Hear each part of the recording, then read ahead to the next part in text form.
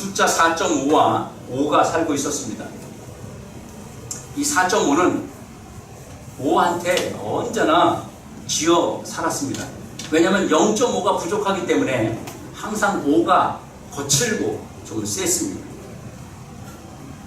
그런데 하루는 이 4.5에게 5가 너 가서 커피 타와 이렇게 말을 했습니다. 그러니까 4.5가 하는 얘기가 싫어 네가 타서 먹어 라고 말을 했어요. 그랬더니 그 옆에 있는 1과 2와 3과 4가 깜짝 놀라면서 4.5한테 찾아와서 야, 너 어떻게 하려고 말을 안 들어? 너 큰일 나. 저 얼마나 괴팍한지 알지? 5가 엄청 괴팍해. 그렇게 말했습니다. 그랬더니 4.5가 나 오늘부터 이제 제 말 안 들을 거야. 왜? 의아했어. 그랬더니 하는 얘기가 나 어저께 점 뺐어 라고 말을 했습니다. 4.5에서 점을 빼니까 45가 된 겁니다. 더 세졌어요. 이제 점 뺐기 때문에 이제 말 드릴 필요가 없습니다. 자, 우리 한번 인사할까요? 오늘 더위 무더위에 잘 오셨습니다. 네. 하루샘 근처에 미디안과 연합군이 무려 13만 5천 명이나 되는 큰 군대를 이루고 이스라엘과 전쟁을 하기 위해서 진영을 갖추었는데 그 진영이 마치 메뚜기 떼처럼 그렇게 많이 길을 치고 있었습니다. 이들이 연합군을 조성하고 지금 이스라엘을 점령하기 위해서 쳐들어온 것을 볼 때에 이들은 이번 참에 완전히 이스라엘을 섬멸해버리겠다는 굳은 의지와 각오가 엿보이는 것입니다.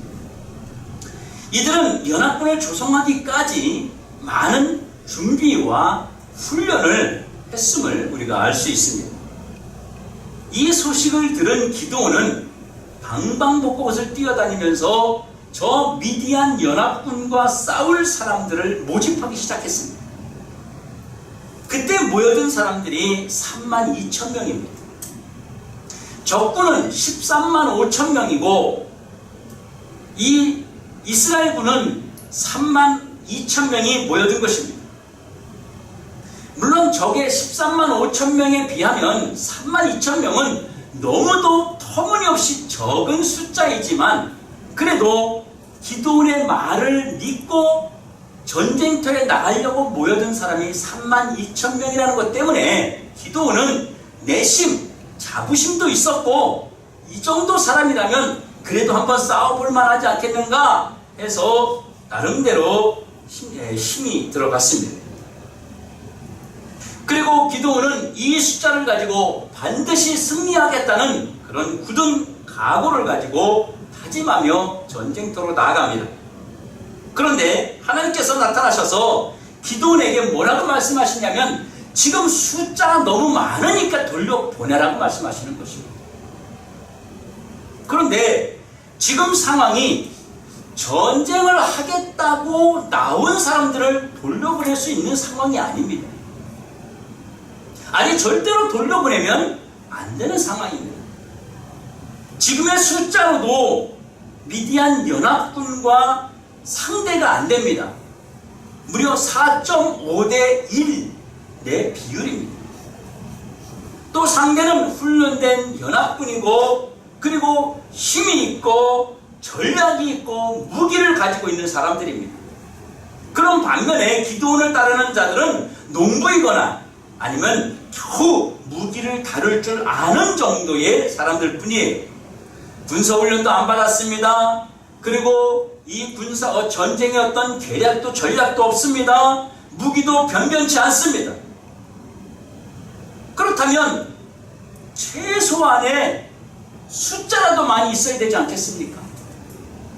3만 2천 명이라도 모여 있어야 그래도 서로 의지하면서 서로 믿으면서 사기가 올라가지 않겠느냐는 거예요. 그런데 그들이 너무 많다고 하나님은 지금 돌려보내라고 말씀하시는 것입니다. 그런데 이들을 돌려보내라는 것은 상대방에게 항복하라는 것과 아니면 나라를 그냥 통째로 내어주려는 것과 다르지 않은 것입니다. 만약 적군에게 순순히 나라를 내어준다면 어떻게 되겠습니까? 자신들은 노역에 시달리거나 다른 나라의 노예로 팔려가게 됩니다. 자기의 아내와 가족들은 어떻게 되겠습니까? 이들은 바로 적군에 의해서 무자비하게 유린될 것입니다. 이런 상황을 안다면 절대로 적군과 싸우겠다고 모여든 사람들을 다시 돌려보내서는 안 되는 것입니다. 고통받을 나의 아내, 나의 자녀들을 생각하면 절대로 그렇게 할 수 없는 것입니다. 도저히 돌려보낼 수 없는 것이 불보듯 뻔한 그런 상황인데, 무조건 돌려보내라는 하나님의 말씀은 기도원의 마음과 생각을 고통으로 짓누르게 하는 것입니다. 또 한편으로는 하나님은 인간이 아니시고 신이기 때문에 인간 세상의 그 형편과 상황을 너무 모르는 것처럼 그렇게 느껴집니다. 뿐만 아니라 하나님의 말씀이 또한 어이가 없기도 합니다. 기도원이 돌려보내라는 하나님의 말씀을 이스라엘 백성들에게 만약에 전했을 때 그들이 뭐라 하겠습니까? 전쟁터에 나가자고 불러들일 때는 언제고 이제 와서 돌아가라고? 그러면서 화를 내며 아우성 칠 것 같은 생각이 이 기도원 머릿속에 떠나지 않습니다. 또 전쟁을 치르면 적군의 칼날에 힘없이 죽어가고 비명 지르는 그 백성들의 모습이 눈앞에 아른아른거려서 정말 너무나도 고통스럽습니다. 하나님은 무슨 이런 전쟁을 하라고 하시나? 기도원은 온몸을 쥐어짜듯이 고민하며 방법을 찾아보지만 그 방법이 쉽지가 않습니다. 하나님, 정말 돌려보내야만 합니까? 이 사람들을 군사로 모집하는 게 얼마나 힘들었는데 이제는 다시 그들을 돌려보내라고 말씀하십니까? 정말 돌려보내지 않으면 방법이 없는 것입니까? 꼭 그렇게 돌려보내야만 합니까? 기도원은 그 자신의 입가에 한숨 절인 그런 독백이 나오고 있습니다. 그냥 혼자 중얼중얼 거리는 것입니다. 이런 상황에서 저와 여러분이라면 어떻게 하시겠습니까? 인간의 눈으로 혹은 숫자를 생각하면 도저히 돌려보낼 수 없는 상황에서 기도원은 돌려보내기로 작정을 했습니다. 왜 돌려보내기로 작정했을까요? 기도원은 자신의 힘으로는 미디안과 연합군을 막을 수 없다는 사실을 너무나도 잘 알기 때문에, 그래서 기도원은 하나님께 모든 것을 맡기고 믿음으로 하나님의 지시에 따르기로 결단한 것입니다. 여러분, 믿음은 하나님의 지시에 따르는 것이 믿음입니다. 그래서 기도원은 하나님의 지시에 따르기 위해서 두려워하는 자들을 돌아가라고 하였습니다. 이 말을 듣고 돌아간 그 전쟁에 들어서 돌아간 자들이 무려 22,000명이나 되었어요. 냉정하게 말해서 이 22,000명은 전쟁이 나면 다 죽을 사람들입니다. 그래서 도망가다가 적군에게 의해서 살해를 당할 그럴 사람들이라는 것입니다. 이때 돌아간 22,000명은 눈치를 보면서 마음속으로 돌아가라 그럴 때 할렐루야 했을 것입니다. 적과 일전을 치르겠다는 굳은 각오가 있어도 지금 이길까 말까 한 그 큰 연합군을 앞에 두고서 두려워하고 있으니 패배는 불보듯 뻔한 것입니다. 왜냐하면 전쟁을 두려워하고 있는 사람들이기 때문에 그렇습니다. 그리고 두 번째로 또 돌아가라고 한 사람들이 있는데 경계심이 없는 자들을 돌아가라고 또 시켰습니다. 개가 물을 핥아 먹는 것처럼 마시는 자와 무릎을 꿇고 물을 먹는 자를 돌려보내라고 하셨습니다. 이때 돌려보낸 자들이 자그마치 9,700명입니다. 이들은 전쟁이 나면 자기 목숨 하나 간수하기가 어려운 사람들이, 이 사람들 역시 전쟁터에 나가자마자 경계심이 없어서 적에 의해 죽을 사람들이라는 것입니다. 기드온은 하나님의 지시대로 돌려보내고 300명만을 남겼습니다. 기드온은 이 300명과 함께 하나님의 지시에 따르기로 결단했던 것입니다.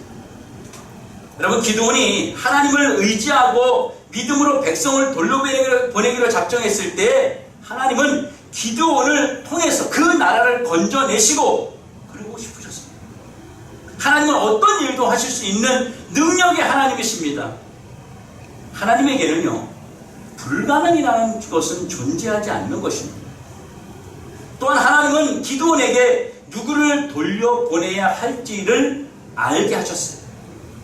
이는 한 생명이라도 귀하게 여기시는 하나님이심을 보여주신 것입니다. 하나님은 두려워하는 자들과 경계심이 없는 자들을 돌려보낸 것은 그 백성을 살리기 위해서 돌려보낸 것입니다.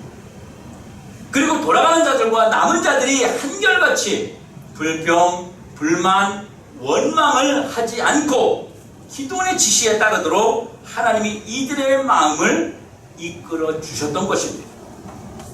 아무도 기드온의 지시에 항의하거나 달려들거나 돌려보냈다고 또는 자기만 남겼다고 불만을 가진 사람들이 없게 하셨다는 것입니다. 우리는 그럴 것 같지 않습니까? 돌아가라고 할 때 그저 자존심 세우기 위해서 나는 남고 싶은데 왜 돌아가라고 하느냐고 한번 그냥 마음은 안 그렇지만 겉으로라도 항의할 수 있지 않겠습니까? 그런데 그런 사람조차 아무도 없었다고 하는 것입니다.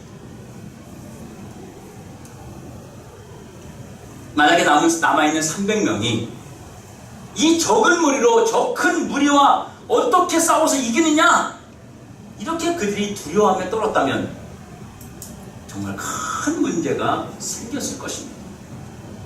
그런데 하나님은 그 자리에 있는 300명 모두에게 하나님이 우리를 위해서 무엇인가 하실 것이다 라고 하는 확신을 하나님이 심어주셨던 것입니다. 그래서 기드온이 믿음으로 돌려보냈을 때 하나님은 그와 그 백성에게 복을 주셨습니다. 먼저 무고한 생명이 해함을 받지 않게 해주셨어요. 돌아간 31,700명을 소중히 여기셔서 그들의 목숨을 살려주신 것입니다. 그들을 무시하신 것이 아니라, 그들을 배척하신 것이 아니라 그들의 목숨을 살려주신 것입니다. 돌아간 자들은 누군가의 아버지이고 누군가의 남편이었습니다. 가족의 생계를 책임지고 있는 사람들입니다. 그러니 그 가족들에게 또한 얼마나 큰 축복이었습니까? 하나님은 수만 명의 생명을 주신 것입니다. 하나님은 인격적으로 이들을 보호해 주셨습니다. 너희들 그냥 가라, 너희들은 그냥 필요 없다, 그렇게 하지 않고 이들을 인격적으로 생명을 보호해 주신 것입니다. 또한 이스라엘 백성들에게 기드온의 지도력을 보여주게 하셨습니다. 하나님께서. 그래서 기드온이 지시하는 대로 모든 사람들이 따르게 했습니다. 32,000명의 일반 사람들을 전쟁을 치를 군사로 모아오는 것도 지도력입니다. 뿐만 아니라 돌아간 자들과 남은 자들이 그들 사이에 분쟁이 일어나지 않게 하는 것도 역시 지도력이었습니다. 그리고 기드온과 300명의 사람들이 하나님 앞에 귀하게 쓰임받는 것이 이들에게는 큰 축복이었다고 하는 것입니다. 사랑하는 성도 여러분, 오늘 우리 앞에도 우리 힘으로 감당할 수 없는 수많은 일들이 존재합니다. 그때 우리는 어떤 태도를 가집니까? 우리는 이런 문제 앞에서 이 문제를 해결할 수 있는 가장 적합한 힘 있는 자들을 우리는 찾습니다. 그리고 문제를 해결할 수 있는 가능한 모든 수단과 방법을 우리는 다 동원합니다. 또 자신의 힘으로 할 수 있는 일은 한 번씩 다 해보려고 합니다. 그런데요, 우리가 이런 노력을 해보는 것이 나쁜 것입니까? 이런 노력을 하는 것은 당연한 것입니다. 그런데 문제는 하나님의 사람들이 이런 모습으로 산다는 것에 문제가 있는 것입니다. 이것은 하나님의 방법과 계획을 거들떠보지 않고 자신의 힘과 방법으로 해결해보려는 불신앙이기 때문입니다. 우리 신앙인들의 실패는 어디에서 옵니까? 바로 이런 불신앙의 모습에서 우리의 실패가 오게 되는 것입니다. 하나님께서는 문제 해결의 방법이 있습니다. 하나님은 모든 사람의 숫자만큼 해결 방법을 가지고 계시기 때문입니다. 어떻게 하는 것이 살 길입니까? 믿음으로 그분의 지시에 따르면 하나님께서 해결해 주십니다. 믿음은 하나님의 지시대로 따르는 것입니다. 불신앙은 하나님의 방법을 거부하고 자신의 방법을 앞세우는 것입니다. 다시 말해서 내가 앞서면 불신앙이고 하나님이 앞서면 신앙인 것입니다. 하나님의 지시대로 여러분 따르십시오. 모든 것이 다 떠나도 하나님의 방법대로 따르면 살 길이 있습니다. 우리가 믿음으로 하나님의 방법을 따를 때에 하나님은 절대로 나를 버리지 않으십니다.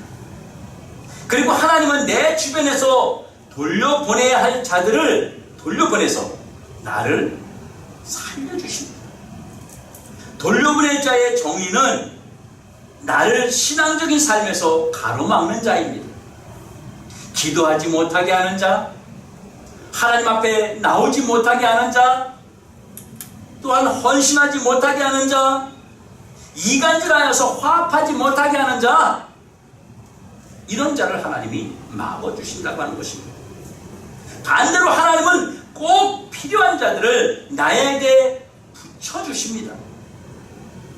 앞에 닥쳐있는 문제, 힘든 문제 앞에 함께 해결할 자들을 하나님이 붙여주십니다. 우리가 수없이 살아가면서 정말 이런 일들을 많이 보게 되죠. 하나님의 정말 기적과 같은 그 도우심으로 생각지도 않았던 사람들이 우리를 돕는 경우가 많이 있습니다. 저희 교회에 가끔 오셔서 같이 교제 나누고 가시는 집사님이 계십니다. 또 요즘에는 날씨가 무더워서 보통 제가 오질 않으시는데 얼마 전에 길거리에서 한번 만났는데 본인 집에 가서 밥 먹자 해가지고 밥을 한 번도 먹고 온 적이 있습니다. 아주 맛있는 반찬이 있다 그래서 이분이 이 신천동에 집을 하나 이제 사려고 계약을 했습니다. 계약을 했는데 이분이 생활이 그렇게 넉넉지가 못합니다. 계약을 했는데 그 건물 집주인이 땅 그 건물 주인이 전화가 왔습니다. 내가 돈이 좀 급하게 필요한데 돈 조금만 더 주면 안 되냐고. 그러면 중도금 때 조금 그걸 잔금이나 중도금 때 그걸 빼고 주면 되니까 조금만 달라고. 근데 이분이 그러는 거예요. 목사님 저는요 딱 정해진 대로 움직이지 절대로 돈 줄 사람이 아닙니다. 근데 그때 마음이 돈을 주라는 감동이 이렇게 있더래요. 그냥 그래서 뭐 금액이 큰 돈을 요구하는 것도 아니어서 그저 몇백만 원 요구하기에 그 마침 또 통장에 돈이 있었대요. 그래서 그냥 그걸 보내줬답니다. 그걸 보내주고 2, 3일 있다가 신천동 전철이 들어서는 게 발표가 딱 된 거예요. 신천역. 갑자기 집값이 뛰기 시작을 했어요. 하루하루 막 뛰는 거예요. 그러니까 집주인이 전화가 왔습니다. 이 계약 파기합니다. 그래서 이제 부동산에다 또 계약을 했으니까 부동산에 또 통보를 했어요. 부동산에 또 전화가 왔어요. 계약 파기한답니다. 위약금 다 돌려드린답니다. 계약금은 따버리죠. 다 준답니다. 그럼 뭐 그렇게 하기로 했는데 부동산에다가 이분이 이야기를 한 거예요. 집사님. 사실은요 제가 돈을 더 받아야 돼요. 계약금 말고. 왜요? 저분이 돈이 좀 필요하다 해가지고 제가 몇백만 원 좀 보내줬어요. 부동산이 박수를 딱 치면서 됐어요 집사님. 그러면서 법적으로 계약금 외에 중도금이 조금이라도 들어가면 계약 파기가 안 된다는 거예요. 그래서 그 집을 그냥 그 집주인은 울며 겨자 먹기로 넘길 수밖에 없는 거예요. 그냥 자기는 그냥 샀어요. 그래서 거기서 돈을 벌었어요. 새로운 집으로 또 새로 빌라를 하나 사서 이사를 갔는데 거기도 물론 가는 과정에 또 기적과 같은 일들이 있었습니다. 사랑하는 성도 여러분, 우리가 보잘것없고 우리가 정말 내세울 거 없고 연약한 존재들이지만 하나님의 말씀으로 하나님의 뜻대로 살려고 노력할 때 하나님께서 세상의 모든 사람을 동원해서 환경을 엮어서도 아니 법을 바꿔서도 우리를 도와줄 자들을 하나님이 세워주신다고 하는 것입니다. 하나님의 방법대로 사는 것입니다. 그러면 하나님의 지시대로 사는 것은 무엇입니까? 매주일 강단에서 선포되는 하나님의 말씀이 바로 나에게 어떻게 살라고 하는 가르쳐주는 말씀으로 받는 것입니다. 다시 말하면 그 주의 말씀을 주의 음성으로 받는 것입니다. 우리가 이 말씀대로 살고 따르면 반드시 하나님께서 저와 여러분을 책임져 주신다고 하는 것입니다. 그래서 우리는 강단에서 선포되는 하나님의 말씀을 나에게 주시는 말씀으로 받아들여야 하는 것입니다. 그러면 나에게 주시는 하나님의 말씀으로 받아들인다는 그 반응은 무엇이겠습니까? 바로 아멘입니다. 아멘으로 우리가 화답하는 것입니다. 그 다음 한 주간 동안 하나님의 지시대로 살아야 기적이 일어난다는 것입니다. 내 생각은 무조건 버리고 하나님의 말씀만 앞세우면 모든 것을 책임져 주십니다.